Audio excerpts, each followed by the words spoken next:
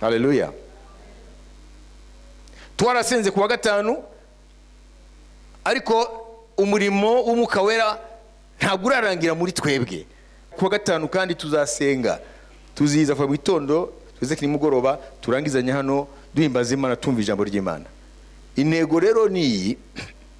Haleluya, haleluya. Na niwo mutwe w'isomo ry'uno munsi. Amen. Mu Kristo kanguka mu mutima. Kanguka mu mutima. Reka twihute vuba vuba. Petero wa kabiri ibice 3 umurongo wa mbere gusa ku murongo wa 4. Wowe wataye agakiza, hageze Imana irakuzi. Iravuga ngo mu gihe utarapfa uracyafite amahirwe yo kongera gukizwa. Amen. Na niyo ntego y'aya magambo Imana iratuma. Ibintu by'ubujanja, ibintu byo kwigira abanajua, ibyo biza gukururira ikibazo gikomeye utazigera ukemura. Mwabyumvise? Kuko ntabwo ari isi itegeka, hategeka ijuru. Petero wa kabiri 3:17-18, Agayi 1:14, Abaefeso 5:14, turangiza wa Filipi 2:12-13. Dusome Petero wa kabiri 3:1-4. Kandi mukundwa dusomere twihute. Bakundwa, uri nirwo rwandiko rwa kabiri mbandikiye. Muri izo zombi imigambi yanjye yari yo gukangura imitima yanyu itarimo buriganya, mbibutsa kugira ngo mwibuke amagambo yavuzwe kera n'abahanuzi bera, mwibuke n'itegeko ry'umwami ari we mukiza mwabwiwe n'intumwa zabatumweho. Mubanze kumenya iki, yuko mu minsi y'imperuka hazaza abakobanyi bakobana bakurikiza irari ryabo, babaza bati isezerano ryo kuza kwe ririhe? Kuhereye aho basogokuruza basinziriye byose bihuru uko byahoze, uhereye ku kurimwa kw'isi. Amen. Petero atanze ubuhanuzi mu Mwuka Wera ngo mu gihe cyerezo hazahaguruka abakobanyi. Abakobanyi ni bande? Mu gifaransa les moqueurs, se moquer. Muri cyari cyo abakobanyi. Cyo sikinyarwanda se? Abakobanyi bakora iki? Abanegura iby'Imana. Ngo mu gihe cyerezo ngo mubimenye ngo azaza abakobanyi banegura iby'Imana, batagacira iby'Imana, babisuzugura, babihindura ubusa. Ubwo n'ubuhanuzi mukwiye kumenya, bukwiye kuranga abantu bo mu gihe cyacu ari cyo gihe cy'iherezo. Mwabyumvise? Kuko turi mu bihe byegereza kuza k'Umwami. Mwabyumvise? None abo bazaba bakoreshwa nande? Bazaba bakoreshwa n'imyuka mibi. Imana izaba irakangurira itorero kwezwa, gukanguka kuba maso, kwirinda ibyaha n'ibisa nabyo, kuba mu buzima butunganye, kuva mu binyoma ukaba mu buzima buhesha Imana icyubahiro. Ariko uzaba uri mu gihe kiruhije, kuko benshi bo mu gihe cyawe hazaba harimo abakobanyi, mu buryo iby'Imana ibwira itorero Satani nawe azahagurutsa ababinegura, kugira ngo Satani arebe yuko n'abizeye by'ukuri iby'Imana ibabwira base naho bacitse intege, cyangwa bagire n'isoni zo kuvuga impamvu y'ibyiringiro byabo. Mu gihe cyerezo Imana izabitegura itorero, hanyuma Satani nawe ahagurutse abadayimoni be binjire mu bantu batubaha Imana n'indyarya mu itorero, abapagani bo mu itorero nk'uko wundi yavuze. Hanyuma noneho bagaragaje gusenya umurimo Umwuka Wera ariwe arakora mu itorero. Mwabyumvise? Petero aravuga ngo ikizabaranga ni iki? Ngo bazavuga bati, umviriza, mwumve Umwuka Wera precision afite. Ngo bazavuga ngo ngo mwe muravuga ngo ravugaruka, ngo byose ngo kuva kera siko byari, siko bavugaga. Mwabyumvise? N'abakobanyi barwanya umurimo w'Umwuka Wera wo gutegura abera, wo gutegura itorero. Mwabyumvise? Subiramo kuko handasha kwatinda nyuma ahani ndagenda vuba. Bakundwa, uru nirwo rwandiko rwa kabiri mbandikiye. Muri izo zombi imigambi yanjye yari yo gukangura imitima yanyu. Musurinye gukangura iki imitima.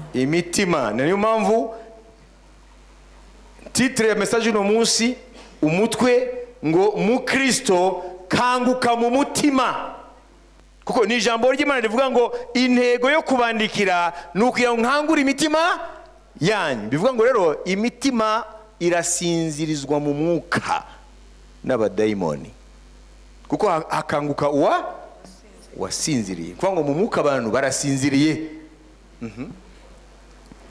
Itarimo uburiganya mbibutsa kugira ngo mwibuke amagambo yavuzwe kera n'abahanuzi bera. N'aya magambo tumaze tubabwira abahanuzi Yoweri, abahanuzi Yesaya, abahanuzi abanaba, intumwa za Yesu, ubuhanuzi zavuze, n'umwami ubwe ubuhanuzi yavuze. Ibi byose rero Petero aravuga ngo ndiyo ndabibutsa kugira ngo nkangure imitima yanyu.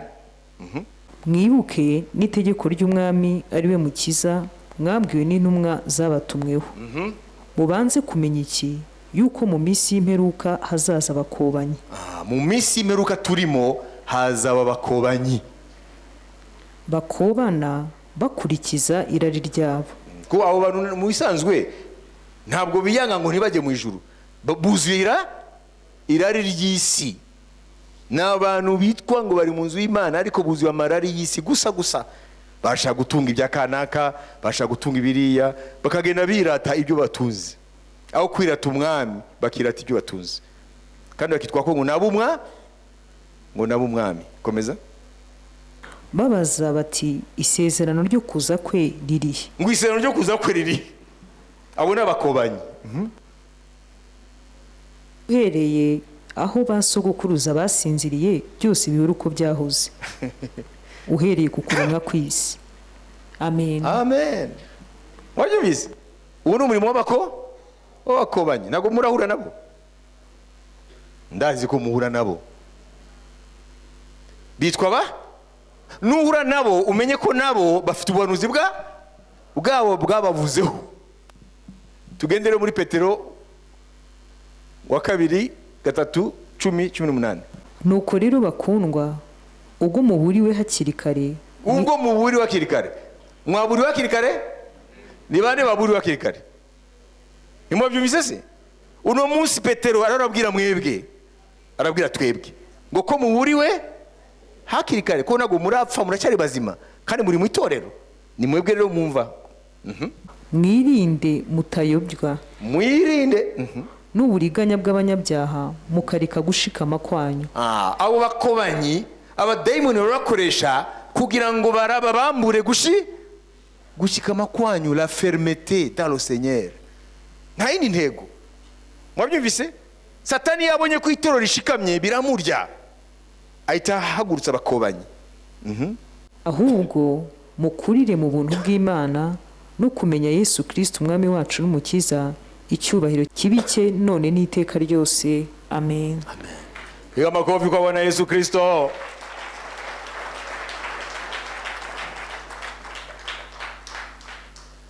Petero avuga ngo muburiwe hakiri kare kugira ngo mumenye yuko mutazengurutswe n'abafite ibyiringiro nkamwe gusa.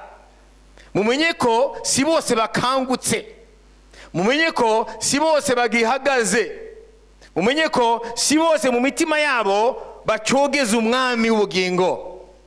Mumenye ko tugendana nabo Yesu ashimwe iri ku kanwa, ariko mu mitima yabo ntabwo Imana ibemera.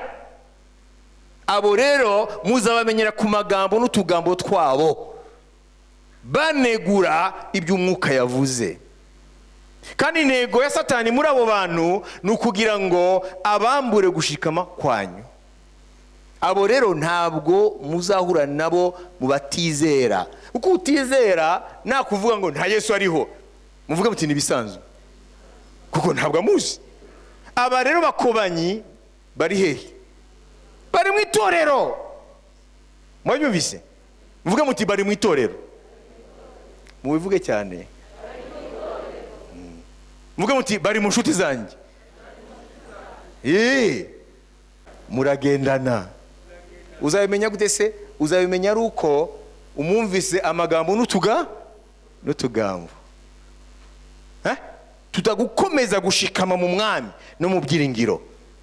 ahubwo dutikura kugira ngo buhoro buhoro, amen, haleluya, urufatiro rw'ibyiringiro Imana iguha ubu ko vuba uzabona umukiza wawe amaso mu yandi, uwo wizeye utarabona, uwo wishimira utaramubona amaso mu yandi, ariko ukamwishimira, ukamukorera, ukamwitangira, haleluya, ugakora sacrifice kubwe. Ibihembo byawe birahambaye mu ijuru igihe azagaruka. Abakobanyi rero bazareba ukuntu bakubita kugira ngo nawe ubasange muri uwo mwuka barimo. Abo bantu rero ntibazigera bava mu itorero kugeza itorero rizazamuka. Yesu abita gute? Abita urumamfu, livre. Mwebwe muri ingano, abakobanyi ni urumamfu, mauvaise herbe. Mwabyise? Najababwire, nimuzi ko tukunda ibintu. Nubwo yaba uwo muntu yitwa ngo umukristo mugenzi wawe, ukamumvana utugambo n'ibigambo nk'ibyo, nubwo hari inyungu muvanaho materiel, zihombe ku bwa Yesu. Imana izagushumbusha, kuko ntacyo wagurana ubugingo. Bwana sifiwe, Bwana sifiwe, amen. Izo entere mubonamo zireke. Haleluya, haleluya. Twebwe se kuva yaduhamagaye mwibaza ko twahombye inshuti zingana gute? Mubona ko naba mfite imyaka nta nshuti nigeze ngira? Yemwe gaye akamara maza. Mubaza ko ngize imyaka nta nshuti nigeze ngira? Ariko bose nabwo ni kama wokoki, kama umti Mungu, kama wewe unatembea katika roho ya shetani, mimi na wewe hatuwezi kupatana. Kwa sababu gani? Giza na nuru havipatani. Umwijima n'umucyo nawe hore. Genda umwana w'umucyo, wowe umwana w'umwijima. Wabibise? Wowe nzagukunda nk'ikiremwa cy'Imana, nugira ingorane nzagutabara, okay? Nzagusengera. Ariko ntabwo turi kwisuka imwe. Shaka yuko ibyo biba clear. Haleluya. Nuza mfite ikintu ndaguha, nushaka inama y'ubuzima busanzwe ndayiguha, ariko kubyerekeye agakiza wowe ntawe duhuriye. Respect ma foi, ubaye kwizera kwanje. Imana yagucyubahiro. None nje kubaza, ubu rero nise tukogwa n'isoni cyangwa anayemtumikia Bwana hataibika kamwe. Ukorera umwami nazakorwa n'isoni. Mungu ni mwaminifu, Uwiteka ni ukwizerwa. Ikibazo nuko turavanga. Hanyuma ukavuga ngo amasezerano y'Imana nagwasohora. Weza ko Imana ibeshya nkawe? Imana ni nyakuri. Amen. À celui qui est ferme dans ses sentiments, j'assure la paix. Ngo umuntu ashikamye kunkurikira ndamuha amahoro. Corona yeretse abantu ko kwizera kwabo ntaho kwari gushingiye. Corona yatwikuruye abantu. None bati uriya muntu rero ntabwo yigeze akizwa. Kumbe byari ibintu guye hejuru gusa. Reka rero niruke bene data. Kugeza mu mwabyumvise? Amen. Petero aratubwira iki? Ngo tuburiye iki? Hakiri kare, kugira ngo abo bakobanyi nibatwambure gushikama kwacu, ngo ahubwo dukurire mu mwami, mu kumenya neza umwami. Amen. Ngo croissez dans la grâce et la connaissance du Seigneur, mukurire mu buntu bw'Imana no kumenya umwami. Imana ishimwe. Uyo mukobanyi ibyo musangiye nimba ari byo bituma aguca intege bivemo. Imana izagucira inzira. Kuko turimo nabwo ari cyo gukina. Imana ishimwe. Haleluya. Sinigeze mbona umukiranutsi ahebwa cyangwa urubyaro rwe rusabiriza umugati. Agayi 1:18. Cyangwa nushaka were kuri 12:14. Vuba umvirize. Nuko Zerubabeli mwene Sheyalutiyeli na Yosuwa mwene Yosadaki umutambyi mukuru hamwe n'abasigaye bo muri ubwo bwoko bumvira ijwi ry'Uwiteka Imana yabo n'amagambo y'umuhanuzi Hagayi nk'uko yatumwe n'Uwiteka Imana yabo, kandi abantu bose baterwa n'ubwoba imbere y'Uwiteka. Maze Hagayi intumwa y'Uwiteka abwira abantu ubutumwa bwatumweho n'Uwiteka ati, ndi kumwe namwe. Umviriza icyambere cyo kumenya, ndi kumwe namwe. Amen. Niko Uwiteka avuga. Maze Uwiteka akangura umutima. Rya jambo kandi gukangura. Mukurikire, Uwiteka arababwiye ngo ndi kumwe namwe, ndaza kubwira context niruka ngo ndi kumwe namwe, maze ngo akangura imitima. Mumve iyi mitima ni yabande, muza kubyumva. Akangura umutima wa Zerubabeli mwene Sheyalutiyeli umutegeka w'Ubuyuda, n'umutima wa Yosuwa mwene Yosadaki umutambyi mukuru, n'imitima y'abasigaye bo muri ubwo bwoko bose, nuko baraza bubaka inzu y'Uwiteka Nyiringabo Imana yabo. Amen. Amen. Hallelujah. Hagayi ni umuhanuzi w'inyuma y'ubunyage. Umwaka wa 587 mbere ya Kristo, Babuloni yarateye Ubuyuda, irahatsinda, itwika n'ingoro, hanyuma itwara Abayuda i Babuloni muri Iraki ya kino gihe mu bunyage bwamaze imyaka 70. Imana iravuga ngo izakoresha umwami yitwa Kuro w'Uperesi n'iyima ingoma, niwe azatanga itegeko y'uko Abayuda basubira iwabo. Kuro rero yari umwami muto mbere ko Imana imugira umwami uhambaye wo mu gihugu cy'Ubuperesi, Iran ya kino gihe, mu mwaka wa 538 mbere ya Kristo. Kuro arahaguruka, asoza ijambo ry'Imana, arandika ati, umuyuda wese ahari ku isi icyo gihe nagende asubire iwabo kubaka inzu y'Imana ituye Yerusalemu. Amen. Turi mu mwaka wa 538 mbere ya Kristo. None mu mwaka wa 500, amen, na 22 mbere ya Kristo, umuntu yitwa Zorobabeli. Zorobabeli niwo munda y'ingoma, munda ya Dawidi, ariwo Mesiya azaturuka. Zorobabeli niwo munda w'ingoma. Haleluya, haleluya, haleluya.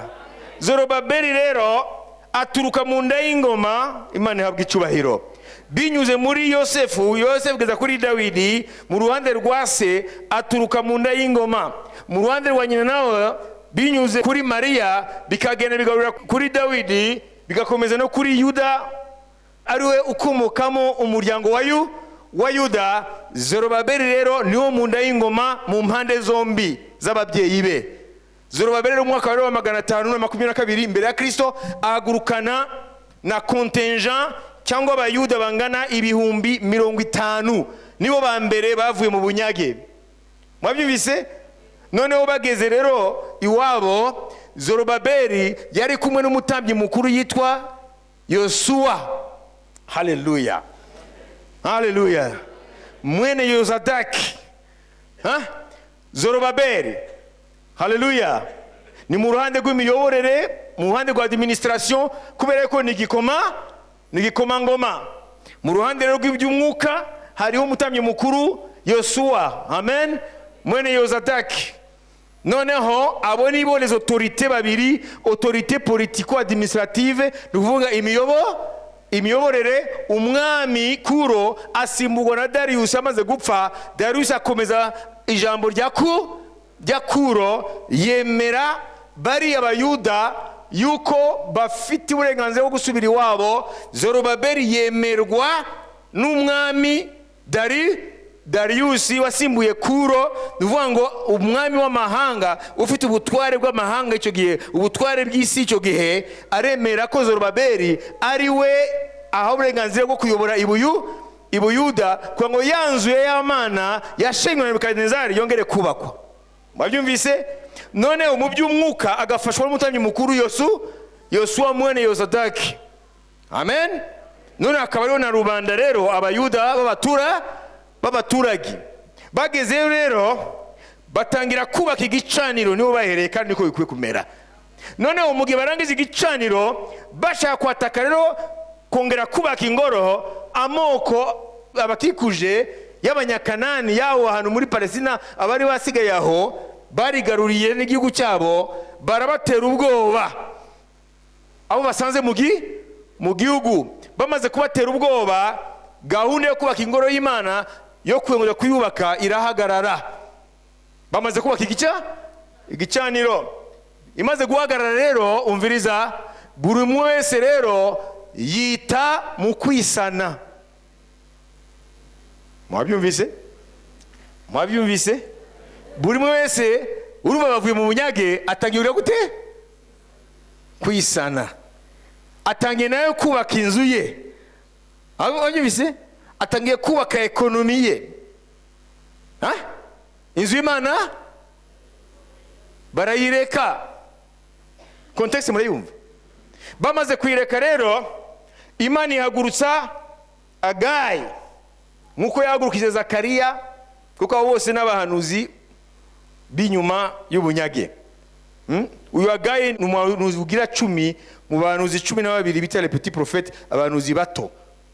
Uvuye kuri Daniel, uretse Daniel abakurikira bose bitwa les petits prophètes. Uyu Agayi ni wa 10. Imana ibwira Agayi, genda uhanurire, ubabwire iri jambo, uhere ku bantu babiri, uhere kuri Zorobabeli na Yosuwa, ubabwire ngo ese iki ni igihe cyanyu cyo kureka inzu yanjye mukajya kwitwararika amazu yanyu, ngo nimurebe imbaraga mushira mu kwiteza imbere, ngo mushira imbaraga nyinshi mugasarura bike. Mwabyumvise? Ngo kubera yuko inzu yanjye mwarayiretse. Bivuga ngo rero prosperité économique y'umuntu w'Imana idepanda n'ubusabane afitaniye n'Imana. Abantu bibaza ngo business yanjye nawe hure na Yesu. Aha ni ukwiye gusoma. Imana ivuga ngo nimurebe investissement mukora mukugira ngo mwiteze imbere kuva mu bunyage, kuva umwaretse inzu yanjye, ngo mubiba byinshi mugasarura bike, ngo nibyo muzanye mu rugo umukanjura bitumura.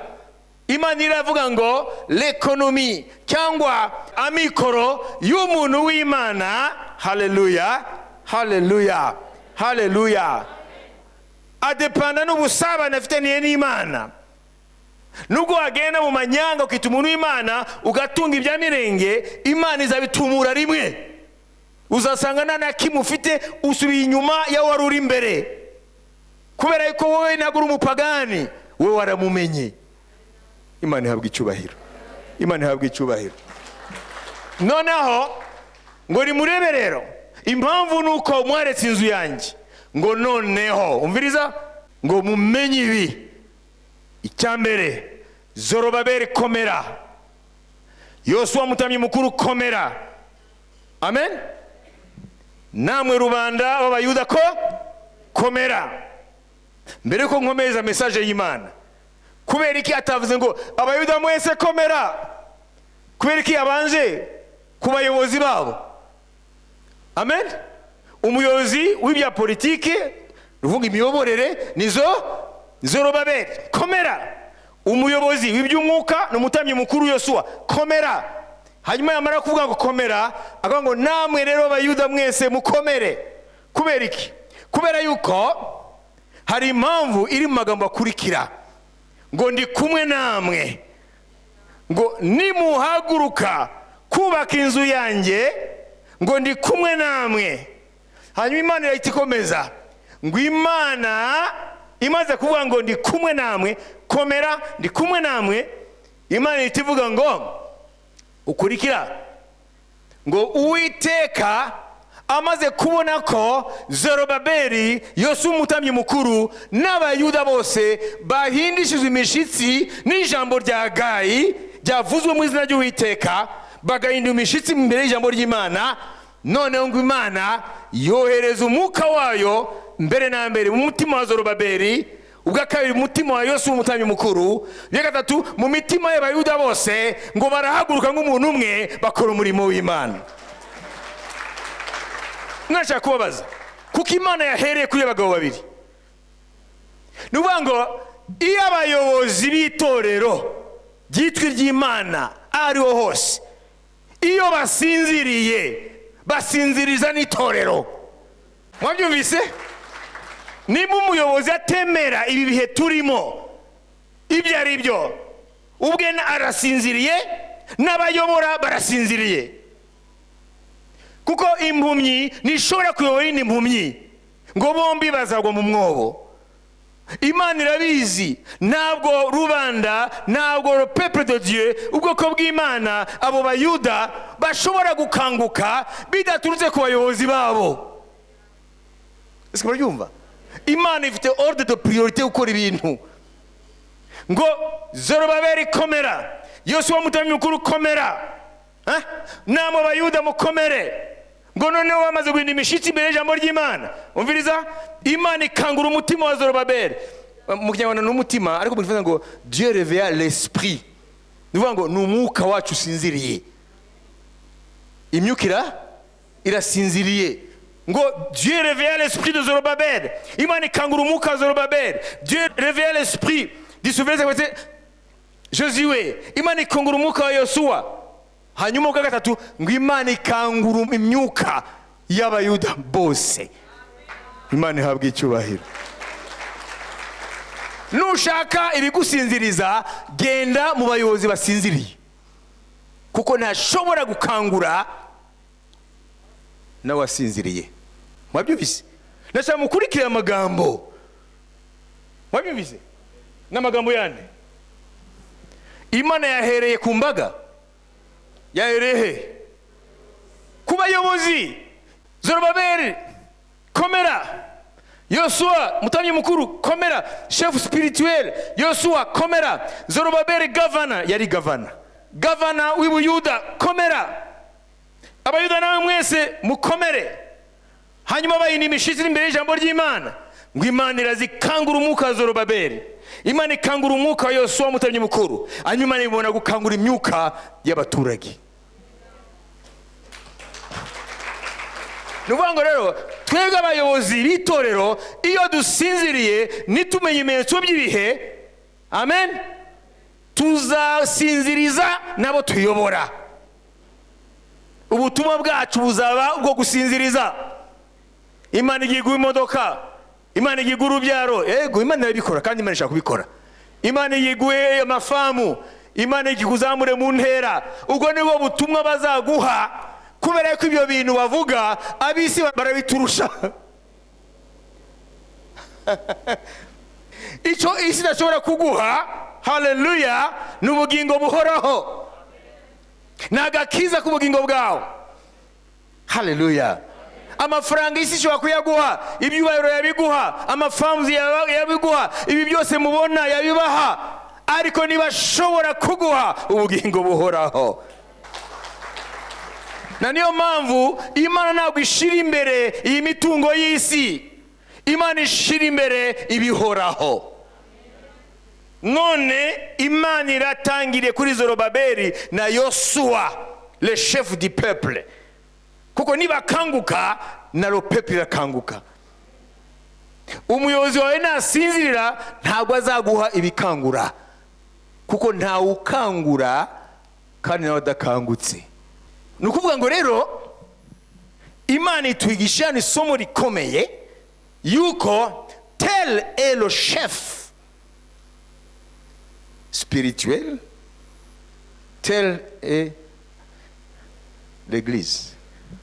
Uko umuyobozi ari niko n'itorero riri. Wabibise? Nimba jewe nkangutse nzagukangura, nimba jewe nsinziriye nzakomeza kugusinziriza. Bwana kubariki, Bwana atakupa gari, Bwana atakupa msaidizi. Msaidizi mnamuzi? Ntago bamuzi. Mufasha n'umutware. Bwana atafanya hivi, Bwana atafanya hivi. Wajubise? Nta narimwe bakubwira ijuru, nta narimwe bakubwira ko impanda izavuga, nta narimwe bakubwira ibihe, kuko ntabyo barimo, barasinziriye. Birasaba yuko Imana ikangura mbere abayobozi b'amatorero, hanyuma icya kabiri none nabo ibakoreremo bakangure amatorero. ninde yumvise principe yo gukora kw'Imana? Haleluya. Rero nimuzagere, ndazi ko mujya muhamya mugamiriza n'abakristo bo hirya no hino ku isi no muri Nigeria na hehe, sibyo? No muri Singapore na hehe hose.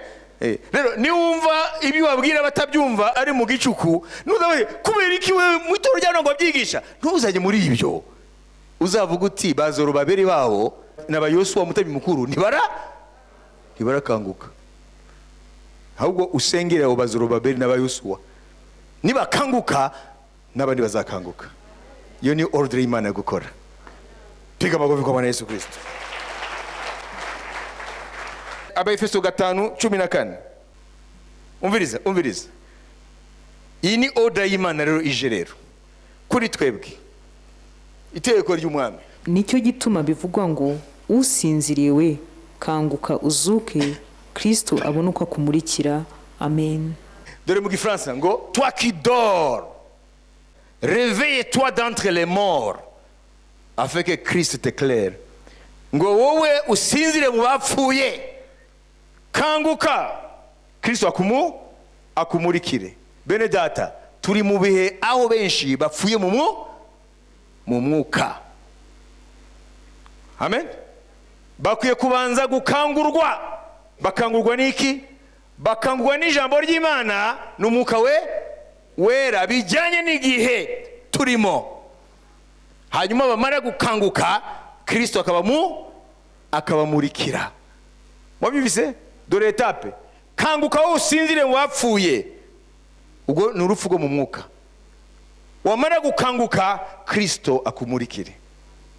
Ubu rero igihe turimo ni ubutumwa bwa gukangura. Kanguka, bwo gukangura mu mwuka, kuko Imana yavuze ngo abantu barasinziriye, kandi Imana ivuga n'ibyo. Reba ibimenyetso bibonesha amaso, babonesha amaso yabo, reba amatwi yabo, ibyo yumva uyu munsi byose birababwira ngo turi mu bihe bidasanzwe. Ariko wareba umuntu wese gahunda ze ntago bijyanye nuko yakabaye aba, iyo yakamenya ibihe. Igihe cya Zorobabeli na Yosuwa mutanye mukuru, igihe cya Agayi. Umviriza? Amen. Ijambo rimwe Imana yashatse ko bakora, umviriza, c'était revoir leur priorité. Imana yashatse ko bareba ibyo bashize imbere, urutonde rw'ibibanziriza ibindi ko ari byo, kuko basanze ko Imana bayishize inyuma. Amen. Igitabo cya Agayi, Imana ishaka ko abayuda barevoya leur priorité, kuko Imana basanze barayisize inyuma, ibyabo babishira imbere. Iki gihe turimo rero, ese Imana iri inyuma iri imbere? Il faut revoir, il faut que nous revoyions nos priorités. Hageze yuko wowe agenda yawe ureba priorité yawe, ni wowe uri imbere cyangwa ni Imana? Ninde ari imbere muri agenda yawe? Wabyumvise? Nta igitabo cya Agayi muri resume, Imana iragaya abantu bayo ko priorité y'ibintu byabo iracuramye, bakwiye kurovoya l'ordre de priorité. Imana igasubira mu mwanya wayo number 1, ibindi bigakurikira. Iki nicyo gihe turimo, ni igihe cya Agayi. Amen. Tukwiye guhinda umushitsi imbere y'ijambo ry'Imana, umwuka w'Imana abone gukangura imyuka yacu. Hanyuma icyo gihe rero umwami azatwishimira kandi azatagaruka, aze gufata ubwoko bwejejwe, ubwoko bumwiteze, ubwoko buri safi, ubwoko buri tayari. Haleluya. Reka tusubire ijambo ya nyuma, hanyuma dusenge. Iri jambo rya nyuma ni inkuru nziza rero, niyo turangirizaho. Nuko abo nkunda, nk'uko iteka ryose mwajyaga mwumvira, uretse igihe mpari gusa, ahubwo cyane cyane n'ahari, muba ariko musohoza agakiza kanyu mutinya, muhinda imishyitsi, kuko Imana ari ibatera gukunda no gukora ibyo yishimira.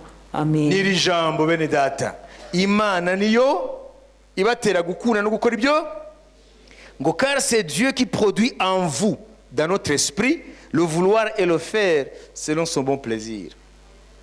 None se ntiyabikoze mu gihe cya Agayi? Ninde yabakanguriye gukora ibyo Imana ishaka? Ni umwuka w'Imana, sibyo? Yakanguye Zorobabeli. Nuvuga ngo na Zorobabeli yarasinziriye, akangura umutambyi mukuru. Nuvuga ngo nawe umwuka we wari usinziriye, akangura ubwoko bw'Imana ko nawe bwari businziriye, kuko abayobozi basinziriye. Mwabyumvise? none ashaka kubabwira rero kuwa gatanu rero amasengesho yo kwiriza kuva mu gitondo za nimugoroba kuwa gatanu tuzasengera uyu murimo w'umwuka wera. Abafilipi 2:13 Imana ikangure imyuka y'abari mu itorero ryayo. Niba ndebizera umurimo w'umwuka wera, erega iyo umwuka wera atagwa gukizwa ntiwari kwizera Yesu. Umwuka niwe ukora mu mirimo y'Imana muri twe. Nimba wizera Abafilipi 2:3 nico tuzasengera. Ese mwebwe nanjye murahamya ko ijambo ry'Imana ari ukuri? Murahamya yuko benshi mu bakristu basinziriye? Ntabwo ari hano gusa ku isi. Ubibonera hese bene data? Ubibonera mu butumwa butangwa. Ni ubutumwa bukemura ibibazo byaha ku isi. Nta butumwa bwinshi wabwira abantu ibyenda kubaho. Iyo ni preuve yuko abayobozi benshi ku isi mu matorero barasinziriye, n'intama bayobora zirasinziriye. None tuzasengera itorero rya Kristo ku isi duhereye kuri ryacu. Abantu bose Imana izi ko bari mu itorero kuko niyibazi. Imana ikangure abo mu bwoko bwayo. Imana ikangure abakristo. Imana ikangure umubiri wa Kristo. Imana ikangure umugeni wa Kristo. Kandi Imana yatubwiye ko ibigenza n'iri jambo tuguma tuvuga, none umwuka wera agahita kangura imyuka yabo. Ntabwo ari ubwenge businziriye, hasinziriye umuntu wabo w'imbere, hasinziriye umwuka. Kuko umuntu agizwe n'umwuka n'ubugingo n'umubiri. Esprit, âme et corps. Spirit, soul and body. Umwuka ni usinzira. Satani ni kirema cy'umwuka, imyambiye ni y'umwuka, ntabwo irasa gusa, irasa umwuka warapfuye. Bari mu matorero ariko barasinziriye. Kandi Imana yabivuze hariya mu Efeso ngo basinzire mu bapfuye. Ni bazima mu mubiri ariko mu mwuka Imana ibabona nk'abantu bari mu mirambo mu mwuka. Ngo kanguka wowe usinzire mu bapfuye, Kristo akumurikire. Ni ukuvuga ngo rero Imana ikurebye ikubona nko kuri cimetière abantu bapfuye gusa. Kuko Imana abantu bazima ntabwo ari mu mubiri, ni abantu bari bazima mu mwuka. None tuzasengera itorero ry'Imana muri rusange kugira ngo Imana ikangure bari mu itorero. Kandi umaze kubyumva uzahera gusengera ku bayobozi b'amatorero y'Imana ku isi. Nkuko yakanguye umwuka Zorobabeli ibakangure, nkuko yakanguye umwuka wa Yosuwa umutambyi mukuru ibakangure. Nibamara gukanguka abayobozi n'intama z'Imana bayoboye bashumbye nazo zirakanguka.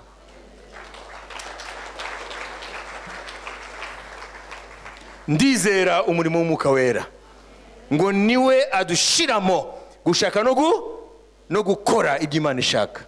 Ça c'est l'œuvre de l'esprit. Uyu umurimo w'umwuka. Nimba utarubizi, umwuka wera ashobora guhindura icyerekezo cyawe. Reka ndangize mbabwire. Umviriza. Eliya afashe umwitero we, garment, manto, ayitereye umuntu witwa Elisa. Bibiliya avuga ngo uhereye aho Elisa abundi muntu. Gahunda ze zirahinduka. Si ibyo gusa. Ndangize kuri ibi. Samuel, umviriza. Haleluya. Samuel ahuye na Sawuli, umwami wa mbere w'Abisirayeli basabye Imana ngo nibashaka ko Imana yabera umwami, bashaka umwami w'inyamara amaraso nkabo wo muri bo nkuko nandi mahanga amufite. Hanyuma byagenze gute? Samuel yamubwiye iki? Umviriza. Yaramubwiye ngo yarashaka indogobe za Sisimo, nimugibuka? Yaramubwiye umva rero, nitumara gutandukana, amen, haleluya, haleluya, haleluya, uraza guhura n'abahanuzi, amen, nguhereye aho nguzaba undi muntu. Iyo bisomye nuko amaze gutandukana na Samueli, haleluya, agahura na kipe y'abahanuzi, umwuka yamujeho n'abatangira guhanura nk'abahanuzi. Biravuga ngo il devint un autre homme, ahinduka undi muntu. Umwuka rero mu masengesho tuzasenga turashaka ko aduhindura abandi bantu.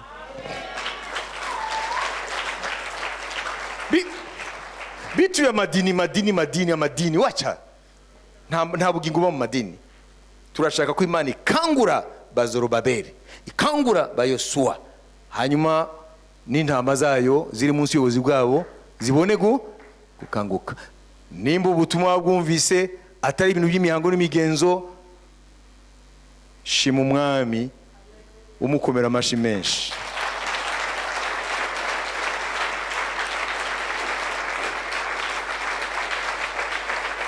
Cyubahiro ni iki? Haleluya, haleluya. Ninde uzakangura imyuka yacu?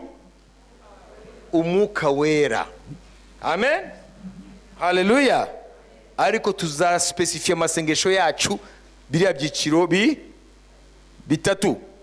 Tusengere ba Zorobabeli, nimumaze kubamenya, ba Yesu umutambyi mukuru, tusengere n'ubwoko bw'Imana bashumbye bayoboye, kuko nta muyobozi usinziriye atazabura gusinziriza intama.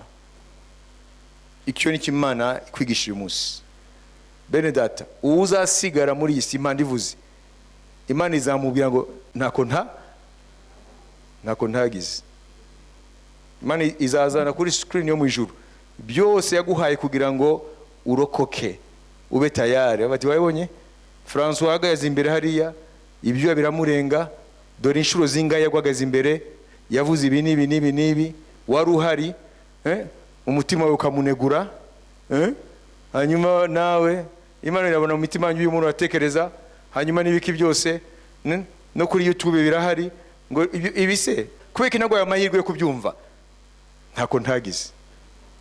Hanyuma guha atabwira abamarayika, hambira amaguru n'amaboko, shugunya mu rutazima, niho haza baguhekenya amenyo no kurira hamwe na Satani n'abamarayika be. Ibi mbabwira niko bizaba. Babyumvise?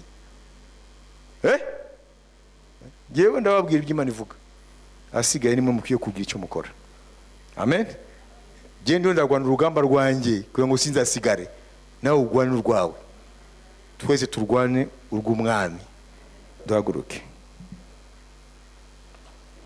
reka dufate umunota umwe buri muntu wese asengera ubugingo bwe. Wowe uri hano ukaba utarakizwa, ndakwingize mu izina rya Yesu Kristo uze gusigara hano, abakozi Imana bagufashe wakiraga kiza amazi atararenga inkombe. Turi mu bihe ibyo abafaransa bita de temps incertain, ni ibihe tutazi anytime, umwanya wose ibishobora kuba kuri iyi si. Nawe mu Kristo ukiri mu matorero, ariko umutima wawe urinangira, warigize na jua, warazobereye iby'Imana, ijambo ry'Imana wararimenyereye, ntacyo rigihindura muri wowe. Icyakubera cyiza nuko utongera gukandagira mu matorero, kuko uri kururira amakara azagutwika. Impamvu uri mu nzu y'Imana nuko uhinduka, nuko ukanguka. Nawe uze kubona abakozi b'Imana bagufashe kugira ngo musengane ubohoke iyo migozi y'abadayimoni. Sengera ubugingo bwawe. Kuwa gatanu murazi icyo tuzasengera twese, gukanguka kwa Zorobabeli na Yesu umutambyi mukuru n'itoro ry'Imana ku isi. Haleluya. Mwami, ndakweretse imyuka yacu twese, kugira ngo umwuka wera uzane igitinyiro cy'Imana muri twe, ngo ba Zorobabeli bamaze kumva umuhanuzi Hagayi, ngo bahinde imishitsi imbere y'Imana. Ngo Imana irababwira ngo komera Zorobabeli, komera Yosuwa, komera abayuda, ndi kumwe namwe. Ngo umwuka w'Uwiteka akangura imyuka yabo, ahereye ku mwuka Zorobabeli na Yosuwa umutambyi mukuru n'abayuda bose. Kangura imitima, kangura imyuka y'abayobozi b'amatorero yawe ku isi, kugira ngo Mwami ubanyuzemo bamaze gukanguka, ubone gukangura n'intama wabahaye kuyobora, kugira ngo ugire amatorero ku isi akangutse, akangukire gukiranukira Imana, akangukiye gukora imirimo yo gukiranuka, akangukiye kunezeza Imana, akangukiye kwirinda ibiyobya byose n'ibishuko bya Satani, akangukiye kwezwa ngo utejejwe ntabwo azakubona. Reka Mwami uyu mwanya duhereye kuri iri torero turimo, ukangura imyuka yacu, ukangura umwuka buri mu Kristo wese, ukangura imyuka y'abayobozi b'itorero, ukangura imyuka y'abakristo bose kugira ngo mwami tubone ukuntu dukora imirimo myiza yo gukiranuka, tubone ukuntu mwami tukunezeza ku munsi ku munsi, tubone ukuntu mwami dukora ibitunganye, ibigahwa nawe bikava mu bugingo bwacu. Kangurira itorero, kangurira amatorero yose ku isi. Witegurira umugeni mwami uzaza gufata, uzaza mwami gufata ugasanga ni umugeni yambaye umwenda utanduye w'igitare, ariyo mirimo myiza gukiranuka.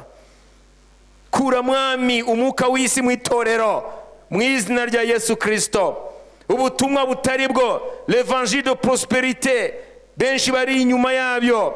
Ubutumwa bucuramye butari bwo, ubutumwa budatuma abantu batinya Imana, ubutumwa budatuma abantu bezwa, ubutumwa budatuma abantu, haleluya, bashira imitima mu biri mu ijuru aho Imana Yesu yicaye iburyo bwayo. Ubutumwa butuma abantu batagaragaramo impinduka itandukanye hagati yabo n'ab'isi. Ubwo butumwa mwami uburinde intama zawe mu izina rya Yesu. Ijambo ryawe ni rizima, rifite imbaraga. Ubutumwa bwiza nizo mbaraga zawe, imbaraga zihindura, imbaraga zibohora, imbaraga zisenya ubwami bw'umwijima, imbaraga zica imigozi y'abadayimoni, imbaraga zisenya imigambi y'umubi. Reka mwami ijambo ryawe rigira imbaraga mu matorero yawe ku isi yose, kugira ngo umugeni wawe yitegure, umugeni wawe akanguke, amenye ko umukwe ari ku rugi. Mu izina rya Kristo Yesu umwami wacu, amen.